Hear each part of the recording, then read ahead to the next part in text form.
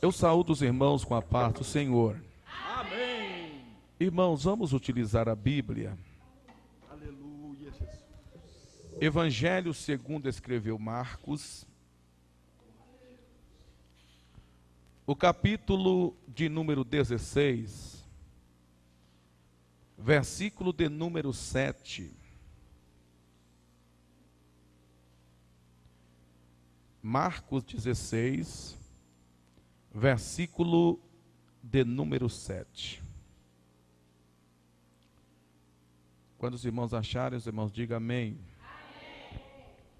Que nos diz assim a palavra de Deus: Mas ide, dizei a seus discípulos e a Pedro, que ele vai adiante de vós para Galiléia, ali o vereis como ele vos disse. Vamos repetir comigo, só apenas a parte A do versículo, diz assim: Mas ide, dizei a seus discípulos e a Pedro, e a Pedro. Amém. Os irmãos podeis tomar os vossos lugares. Glória a Deus. Irmãos, eu quero com muita alegria nesta noite louvar a Deus pela vida do evangelista Reinaldo, que está conosco nesta noite, e também os demais que estão nos visitando, né? O seu sogro. E eu quero, irmãos, nessa noite trazer uma palavra aos nossos corações. Só mais um pouquinho desse fundo musical. Eu quero falar essa noite a respeito deste tema. Diga assim para o teu irmão assim: Jesus acredita em você, apesar das suas falhas. Mais uma vez, Jesus acredita em você, apesar das suas falhas. Amém. Glória a Deus. Meus irmãos, quando nós lemos o texto da Bíblia nesta noite, nós encontramos um texto em que revela uma das preocupações de Deus com a vida do ser, pela vida de uma pessoa. E o texto que nós lemos, nós vimos momentos antes, a Bíblia falando a respeito de Pedro.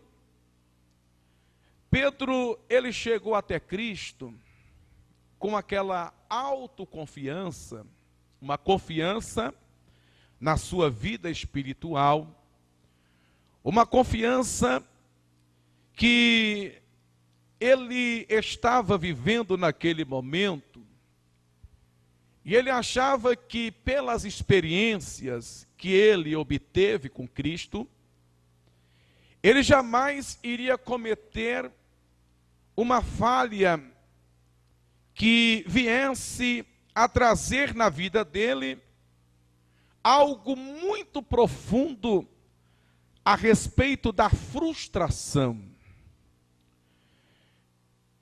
Pedro chegou até Cristo quando Cristo revela que ele iria ser traído, ele iria ser levado preso, ele iria ser julgado, ele iria ser morto.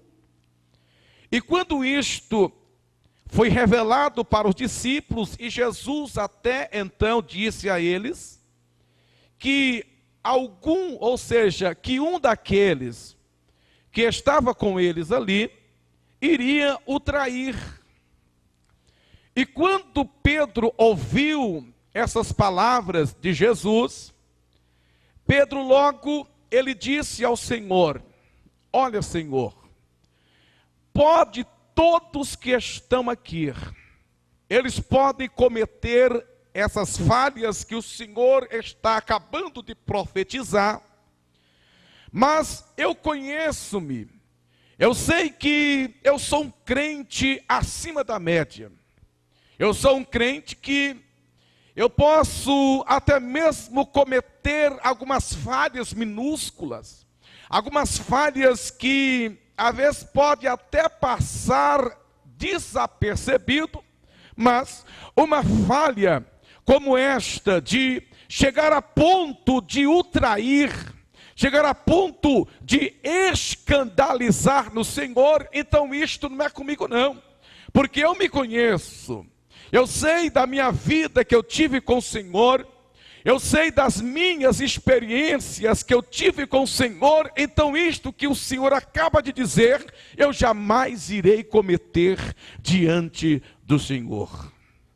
E quando Pedro ainda estava falando, Jesus logo fala para Pedro as seguintes palavras: olha, Pedro, eu vejo que pela sua euforia, eu quero profetizar uma coisa para você. Olha, você está muito autoconfiante, você está tendo uma confiança em você tão grande, mas eu quero te dizer uma coisa, que hoje mesmo, antes que o galo cante, você me negará 3 vezes.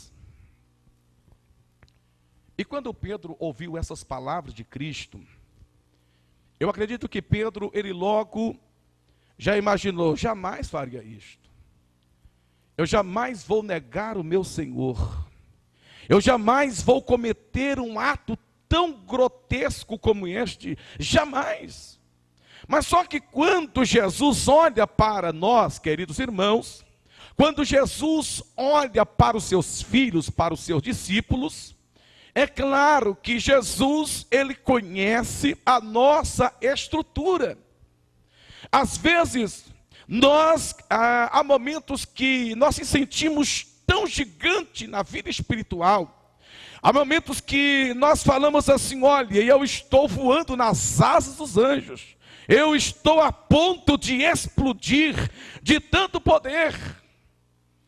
E às vezes quando nós estamos em um grau, em um nível espiritual alto, logo nós já imaginamos que nós jamais iremos cair do nível espiritual, e nós achamos que nós vamos manter o nosso nível de espiritualidade 24 horas por dia. Isto, queridos irmãos, eu não quero te decepcionar esta noite, mas isto para um ser humano, isto é quase impossível. Por quê? Porque o ser humano, ele é falho. E as nossas falhas, elas são coisas que nós, por mais que nós tentamos correr das falhas, nós cometemos, porque nós herdamos uma natureza pecaminosa. E quando nós olhamos para um dos maiores gigantes espirituais, que nós poderíamos até nos classificar como, depois de Cristo, ele é o maior exemplo de fé, o apóstolo Paulo. Os irmãos, vejam que Paulo, ele era tão gigante espiritual, mas chegou um momento na vida de Paulo, que Paulo se decepcionou com ele mesmo. Paulo falou assim: gente, miserável é o homem que sou. Porque tem coisas que eu quero fazer e eu não consigo fazer. E as coisas que eu não quero fazer, estas eu estou fazendo. Por quê? Porque o pecado, a herança pecaminosa me puxa para o pecado. E às vezes, irmãos, quando nós cometemos falhas, nós nos decepcionamos, nós ficamos frustrados, nós ficamos envergonhados. Mas eu tenho uma palavra de Deus essa noite: mesmo com suas falhas, Jesus acredita em você. Levante as mãos assim, aqueles que estão acreditando na palavra de Deus nesta noite. Queridos, o apóstolo Pedro, ele estava autoconfiante. Ele achava que ele jamais iria cometer um erro. No momento que ele poderia estar em uma emboscada, ele falou para Cristo: Senhor, eu estou tão preparado espiritualmente, que se possível, eu irei até a morte com o Senhor. Veja só o grau da confiança de Pedro, como Pedro confiava nele. Só que quando nós olhamos nos eventos posteriores à conversa que ele teve com Cristo, quando Jesus, na verdade, foi traído, e quando Jesus foi levado para ser julgado no Sinédrio, e quando Pedro, acompanhando de longe, quando Pedro começa a ver a dificuldade do ministério, a dificuldade dos momentos, as circunstâncias, aí Pedro começou a ver que não era do jeito que ele pensava. Aí quando Pedro estava lá beirando aquela fogueira, chega aquela criada e olha para Pedro, e logo ela reconhece que Pedro era diferente. Reconhece que Pedro não tinha... Ele viveu 3 anos com Cristo, e a convivência que ele teve com Cristo, ele ficou parecido com Cristo. E quando eles olharam, falaram: esse daí é um deles. Aí quando falou que era um deles, Pedro, logo percebendo o perigo eminente que tinha de ele declarar que ele era cristão, em meio àquelas circunstâncias, e quando Pedro viu que Cristo poderia ser condenado se ele declarasse que ele também era um cristão, que ele também estava seguindo a Cristo, ele também poderia ser condenado, veio o temor na vida de Pedro, e logo ele já cedeu a sua primeira fraqueza. Quando ela disse: Pedro, você é um deles, Pedro disse: não, eu nem o conheço. Aquele homem começou, meus irmãos, a mostrar o quanto o homem é frágil.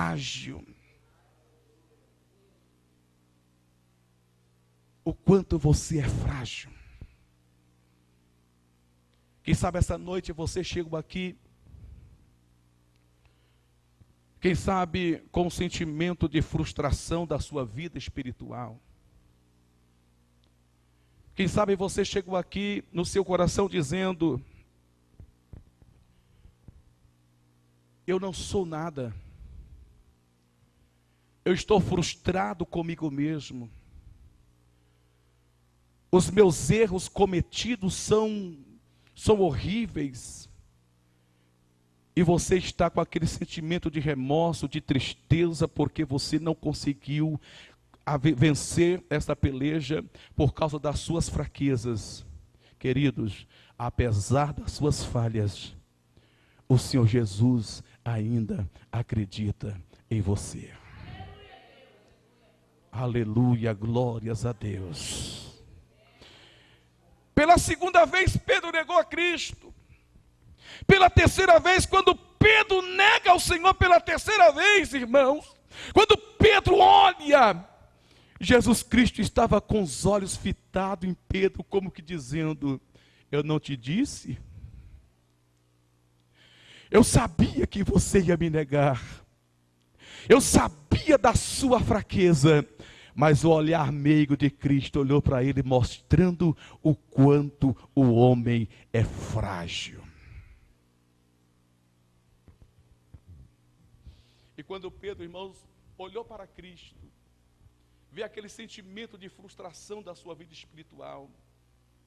Vê aquele momento que ele falou assim: puxa, eu pensei que eu era mais forte, mas eu não sou nada. Eu pensei que eu conseguia, mas eu não consegui. Eu neguei o meu Senhor. Eu prometi para meu Senhor que, se possível, eu iria morrer com Ele, mas infelizmente eu neguei antes de acontecer qualquer coisa, pelos temores que eu tenho, pela fraqueza que eu tenho. Mas apesar das fraquezas de Pedro, queridos irmãos, o Senhor Jesus acreditava na vida de Pedro. Aleluia. Levanta as mãos assim para os céus. Eu quero dizer para você, querido, que Jesus acredita em você. Aleluia, glória a Deus.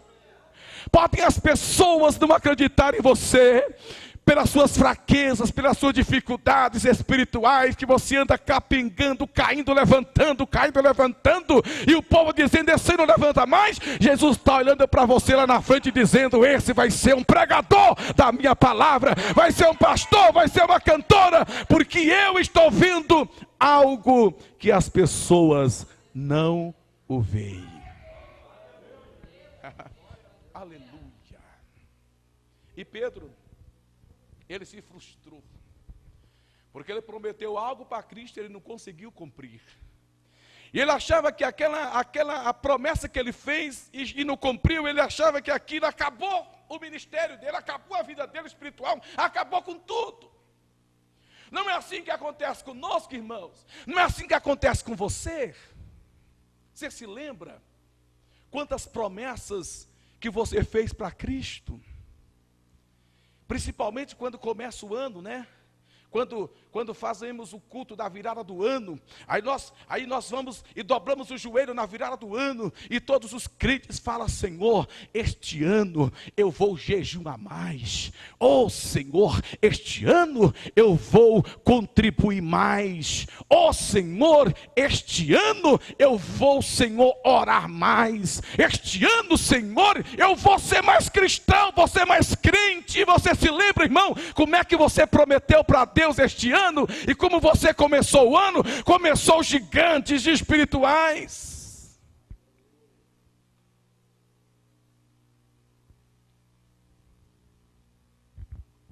E às vezes começa com aquele, com aquele vigor, com aquela vontade, com aquela alegria, mas na primeira prova, quando a criada chegou pela primeira vez lá do inferno, tentando te afrontar, você simplesmente, todas aquelas promessas que você fez, caiu em frustração na sua vida. As suas forças se acabou. E eu quero dizer para você que Deus, Ele conhece a sua estrutura. Há promessas que nós fazemos que Deus, irmãos, nem ouve. Sabe por quê? Porque Ele sabe que você não é capaz de fazer. E porque você prometeu e não cumpriu, a Bíblia diz que nós somos infiéis, mas o Senhor permanece fiel, porque Ele não pode negar a si mesmo. Já pensou, meus irmãos, se Deus fosse levar em conta tudo que nós prometemos, tudo que nós queremos fazer e não conseguimos? Já pensou se Deus levasse em conta? Mas graças a Deus que Deus conhece o homem, conhece você, me conhece, Ele sabe da nossa estrutura, e esta noite Ele está dizendo: eu estou ainda te confiando em você. Aí Pedro pegou frustrado. Aí Pedro, ele vai lá para os discípulos, triste. Quem sabe Pedro falou assim: agora eu pisei na bola com meu Senhor. Meu Deus, se esse Jesus ressuscitar mesmo, como Ele prometeu, e se Ele vier, como Ele prometeu, de novo conversar conosco, como eu vou olhar na cara de Cristo? Como eu vou encarar o Senhor? De jeito nenhum. Eu quero que Jesus nem se ressuscite. Eu não quero ver mais o rosto do meu Senhor, porque ele começava a lembrar os olhos de Cristo, no momento que ele negou pela terceira vez. Jesus fitado os olhos e falou: meu Deus, Jesus, se ele ressuscitar, com certeza, ele vai me chamar a atenção. Ele vai falar comigo: Pedro, você não é de nada. Pedro, você prometeu para mim e você não cumpriu. Pedro, você foi um traidor. Pedro, você não garantiu as suas palavras. Pedro, olha Pedro, eu tinha um grande projeto com você, mas agora eu não vou ter mais projeto com você, porque você pisou na bola, Pedro. Olha Pedro, eu não quero você mais no núcleo dos discípulos. Olha Pedro, eu não quero ver você mais, eu não confio em você mais, eu não quero ver você mais. Você falhou comigo, você não garantiu as suas palavras. Pedro, eu não vou querer você mais no colégio apostólico. Você não, você está fora. Quem sabe era essa a indagação de Pedro. Quem sabe o diabo chegava em Pedro: olha Pedro, você pisou na bola, você está fora. Você está fora dos planos de Deus, você está fora do projeto de Deus, porque você pecou feio, Pedro. E quem sabe Pedro ouvia o diabo dizer para ele as palavras, e quem sabe ele ouvia, e Pedro frustrado, porque ele errou mesmo, porque ele falhou mesmo, e ele falhou feio. E ele falava: eu estou fora do plano de Jesus. Acabou-se.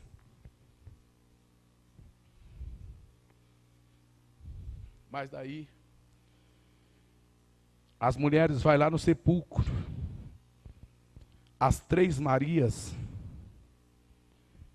e de repente aquele anjo fala para elas, né? E depois Jesus aparece e diz: não vos assusteis, Jesus, o Nazareno, a quem foi crucificado, já ressuscitou. Já. E ele deixou um recado para vocês, para entregar para os discípulos. Qual é o recado? O recado é este: Jesus, ele foi lá para a Galileia, para encontrar vocês, ele foi adiante de vocês. Agora, vocês digam para os discípulos. Se Jesus tivesse mandado dizer só aos discípulos, irmãos, Pedro não iria de jeito nenhum. Sabe por quê? Porque Pedro não considerava mais com discípulos. Porque Pedro achava que o seu erro era inescrupuloso. Era erro que iriam fazer com que o erro que ele cometeu estava fora desta missão que Jesus tinha falado durante todo o seu ministério. Pedro pensava assim: acabou-se. Se Jesus falasse assim, manda os discípulos, Pedro estava fora. Pedro pensava que estava fora. Mas só que Jesus mandou o recado certinho, dizendo: ide e fala para os discípulos e a Pedro também. Ou seja, eu ainda não excluí Pedro dos meus projetos. Aleluia. Eu ainda não excluí Pedro dos meus planos. Apesar dos seus erros. Aleluia. Os planos de Jesus ainda estão de pé na sua vida nesta noite. Alabashura mantunebra sai. Aleluia. Quanto está sentindo o que Jesus está falando aqui esta noite? Aleluia. Apesar dos seus erros, irmãos, Jesus ainda conta com você para a obra que Ele tem proposto para você fazer. Aleluia. Aí falou, Pedro, Jesus disse para os discípulos ir, mas ele mandou um recado especial aqui. Qual é o recado? Ele falou, discípulos, vão. Se falar só isto, Pedro dizia, tchau meus companheiros. Infelizmente o meu erro foi tão grotesco que eu não faço mais parte deste colégio de apóstolos, eu estou fora, porque Jesus olhou nos meus olhos quando eu pequei. E quando eu o neguei, Jesus olhou nos meus olhos. Então, se Jesus me vê agora, Ele vai me esculachar, Ele vai me arrebentar meus sentimentos, e eu não estou preparado para isso. Então eu não quero ir. Mas Jesus falou, diga para ele que eu também estou contando com ele, glória seja o nome do Senhor. Ele está dizendo que esta noite, queridos, Ele ainda conta com você, meu irmão. Levante a cabeça, queridos. Aleluia. Irmãos, 3 coisas que faz com que Jesus acredite em nós. 3 coisas. Primeira coisa que Jesus acredita em mim e em você, sabe por quê? Primeiro, é porque Jesus vê em mim coisas que ninguém vê. O ser humano, ele gosta muito de ver as pessoas e condenar as pessoas por causa de um defeito. Às vezes aquela pessoa tem 90% de qualidades positivas, mas por causa de uma qualidadezinha que ele comete negativamente, as pessoas o condenam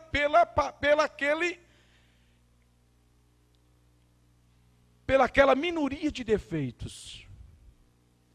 E a gente condena, e a gente diz assim, este para mim não serve. O ser humano, os olhos dele procura defeitos. Não procura qualidades. Quer ver? Quando alguém faz um ato bom, ninguém comenta. Mas quando comete um ato ruim, queridos, né, o telefone liga e fica tocando dia, é WhatsApp, Facebook.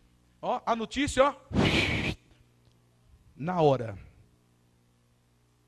Matou o coitado. Querido, se tivesse Facebook e WhatsApp na época de Pedro, meu Senhor, já pensou? O colégio apostólico já estava tudo lá, Pedro está excluído, está disciplinado, sai fora, rapaz, você negou Jesus. Onde é que vocês viram isso? Eu vi no Facebook. Antes de acabar a reunião, né, porque tem reuniões de obreiros, assunto que é comentado na reunião de obreiros, antes de acabar a reunião, o povo já está sabendo que os próprios obreiros espalham.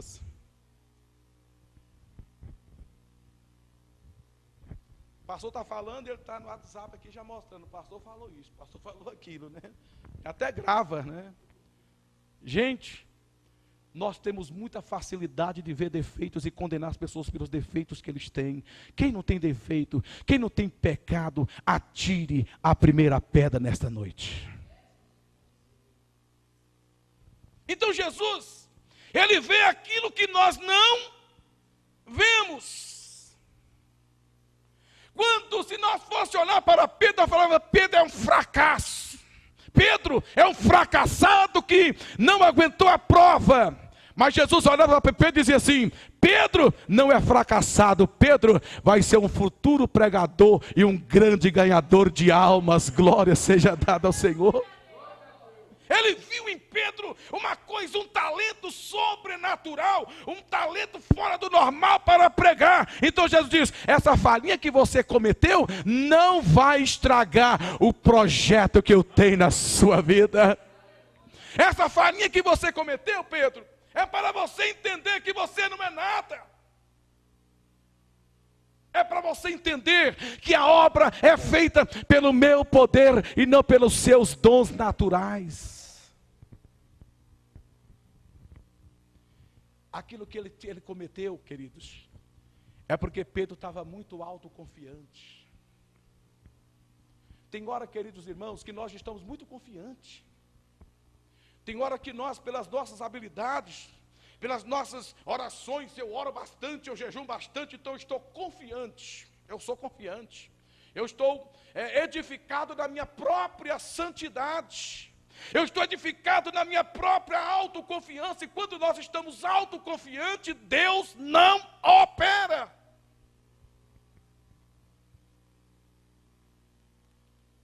Paulo, Deus deu a oportunidade para Paulo visitar o terceiro céu. Irmão, isso não é para qualquer um não, visitar o céu. Aí Paulo vai visitar o céu. E chega Paulo, visita o céu. Ele viu coisas inefáveis que ao homem não pode contar. Ele viu coisas grandes, coisas inefáveis. Aí Paulo começa a se gloriar. Olha só Paulo, se gloriando, querendo disfarçar a sua alta gloriação, mas ele começou a gloriar. Ele começou a dizer, eu conheço um homem que no corpo ou fora do corpo, eu não sei. E no capítulo 11, ele começa a gloriar mais ainda, ele começa a se sentir melhor do que todos. Ele diz assim, se são judeus eu não sei. Eu só sei que eu também sou. São hebreus? Eu também sou. São filhos de Abraão? Eu também sou. Em trabalho e prisões, mais do que qualquer outro. E começou a gloriar, olha, eu sofri 40 de açoites, 5 quarentenas de açoites menos 1, 3 vezes fui açoitado com vara, olha, e eu aguento provação, gente, eu sou melhor do que todos, olha, eu passei prisão, e começou a gloriar, e foi falando, e foi contando o seu testemunho, e parece que Paulo estava lá nas nuvens dizendo que era melhor do que os outros. Aí ele começa a dizer, eu conheci um homem, se no corpo eu não sei, mas se fora do corpo eu também não sei, eu só sei que esse tal homem, ele foi arrebatado do espírito, né? E esse homem, ele viu coisas inefáveis que aos homens não é lícito contar. E Paulo começou a falar, e depois já deu a entender que era ele que tinha ido. Aí quando ele começou a pensar nisto, aí Deus, depois que ele chegou do terceiro céu, Deus tacou um espinho na carne dele. Tacou uma luta, o mensageiro de Satanás para esbofetear a carne dele. Aí quando ele sentiu o espinho na carne, ele foi orar. Aí ele orou, Senhor, Senhor, e o poder, Senhor? Eu estou me sentindo tão fraco, Senhor. Senhor, me responde, Senhor. E Deus, respondo não. Você está muito exaltadinha, você precisa sofrer um pouquinho. Aí ele, Senhor, me responde. Ele por 3 vezes orou e Deus não respondeu. E quando Jesus respondeu para ele assim, Paulo, a minha graça te basta. Viu, Paulo? O meu poder, Paulo, ele não vai aperfeiçoar na sua autoconfiança. O meu poder só vai aperfeiçoar quando você se sentir fraco. Porque é o meu poder que faz, é o meu poder que opera, é o meu poder que levanta, é o meu poder que transforma, é o meu poder que salva, é o meu poder que cura. Não é pela sua autoconfiança. Tem hora, irmão, que nós estamos muito confiantes, então Deus faz com que nós sentimos a desgraça, que nós sentimos o poder da carne, que nós ainda estamos nele, para nós entender que é Jesus, que é o Alto-Poderoso, que está aqui esta noite.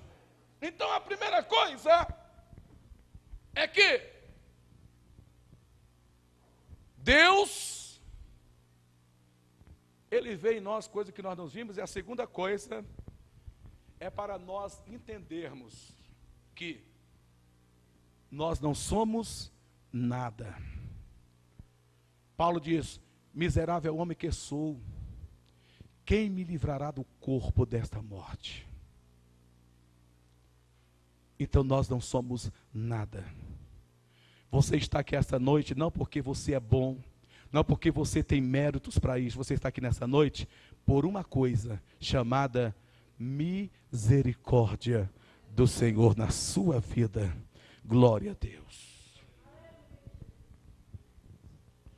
Terceiro, sabe por quê, queridos irmãos, que Deus acredita em você apesar das suas falhas? É para mostrar, é para que você saiba que você você, eu e você, não sejamos autoconfiantes na nossa vida espiritual. Porque tem hora, irmãos, que nós se sentimos muito santo demais. Nós se sentimos muito santarrão. Tem hora que nós se sentimos santarrão. Tem hora que nós estamos igual aos fariseus. Os fariseus olhavam para o publicano e desprezavam o publicano, dizendo que o publicano não era igual a ele. Porque ele jejuava, porque ele orava, porque ele era aquilo, que era aquilo. E Deus falou assim, ó, qual é a oração que foi justificada? A do fariseu ou do publicano? Aí Jesus falou, a do publicano. Porque o fariseu, ele tinha autoconfiança. Ele se sentia melhor do que as outras pessoas. E tem hora, irmãos, que nós se sentimos assim. Eu mesmo já se sentia assim muitas vezes. Quantas vezes? Eu me sentia porque às vezes eu jejuava, eu orava. E quando eu ia na igreja, eu me sentia que ali estava o mais santo. Eu falava assim, puxa, aqui eu sou mais santo. Né? Eu acho que ninguém orou, eu acho que ninguém jejuou essa semana, não, só eu que orei e jejumei, então eu acho que eu sou mais santo. Então se for para Deus ouvir a oração, você vai ter que ouvir a minha oração. Irmão, isto não pode acontecer conosco. Nós nos considerar que nós somos os melhores. E Deus fez aquilo com Pedro para Pedro sentir a sua miséria. A Bíblia diz que nós temos que sentir as nossas misérias, uivai e chorai, e sentir as nossas misérias. Você não é melhor do que ninguém. Você ora, você jejuma, você se santifica. É porque você precisa desta santificação para você ir morar no céu. Porque a Bíblia diz que nós não podemos sim, no dia da volta de Cristo, Ele nos achar repreensível. Repreensível é digno de repreensão. Mas nós temos que ser irrepreensível, tendo consagrado no nosso espírito, alma e corpo. Então nós oramos, nós jejuamos para nós nos sentir santo, preparado para ir para o céu, mas não para nós podermos demonstrar para as pessoas que nós somos mais santos do que eles. E tem hora, irmãos, que nós pensamos assim. De hora que porque nós estamos em um período bom, que tem hora nós estamos em um período bom de oração, não tem, irmão? Tem ou não tem? Tem? Tem ou não tem? Não tem hora nós estamos, né? Puxa, se o capeta aparecer aqui, eu dou um chute nele. Eu pego ele mesmo. Eu estou cheio do poder de Deus. Eu estou cheio da unção de Deus. Mas tem hora, irmão, que você está só bagaço, não é mesmo? Tem ou não tem? Tem hora que você está pela misericórdia do Senhor. Oh, meu Deus. E tem hora que você está lá assim. Por que isso? Por que acontece isso conosco? É para nós não nos gloriar. E quando nós nos sentimos assim, Deus pega e nos dá uma cacetada. Você se lembra de Elias? A Bíblia diz que Elias estava no auge do seu ministério. Elias, ele chegou no auge quando? Quando ele foi enfrentar um desafio de profetas.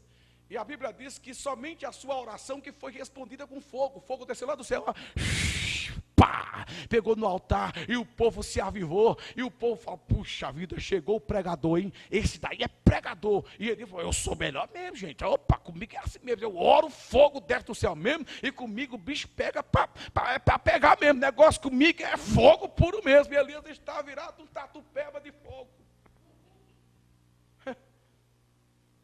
Elias falou, puxa, não apareceu ninguém melhor do que eu aqui. Ninguém melhor do que eu. Eu sou o melhor pregador. É o pregador que Deus responde com fogo. Eu sou o cara. Se fosse hoje, irmão, o pregadorzão hoje era ele, Elias.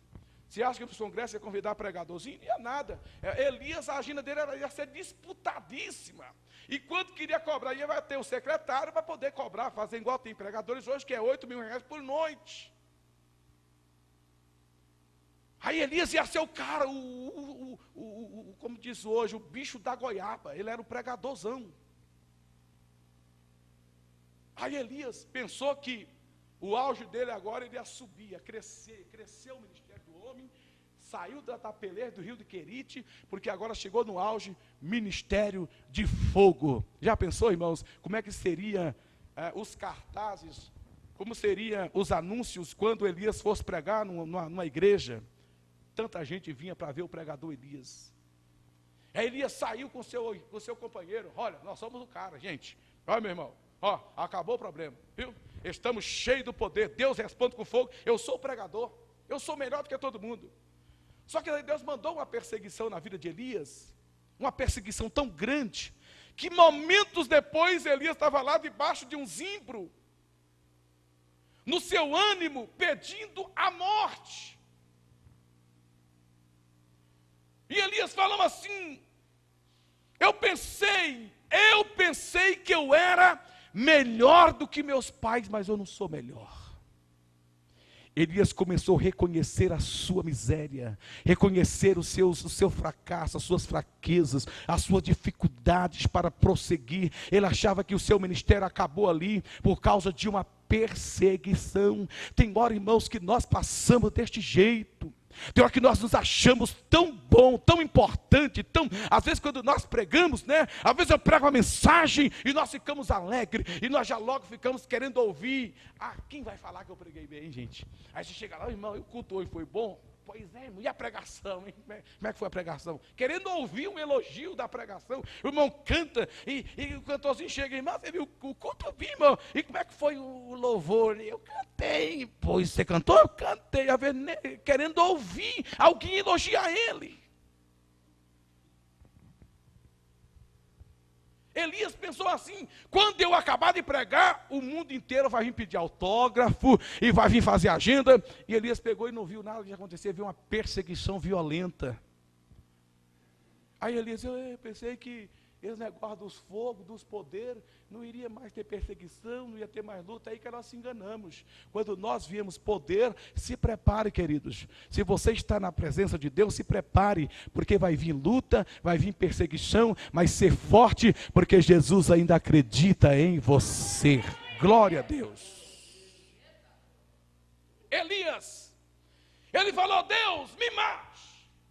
Eu não quero prosseguir com o meu ministério. Eu quero acabar com a minha vida agora. Me mate, porque eu não sou melhor. Aí quando ele reconheceu que ele não era o melhor, aí Deus falou assim, então, esse profeta precisa de duas coisinhas básicas para ele prosseguir.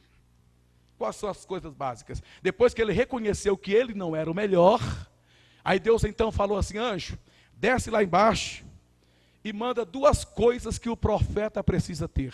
O que precisa? Aí veio o anjo, desceu lá de cima, com um pão assado na brasa e uma água fresca. Profeta, irmão, ele não precisa de outra coisa. O que ele precisa? Ele precisa é de pão, ele precisa de palavra, ele precisa de pregar a Bíblia. E ele precisa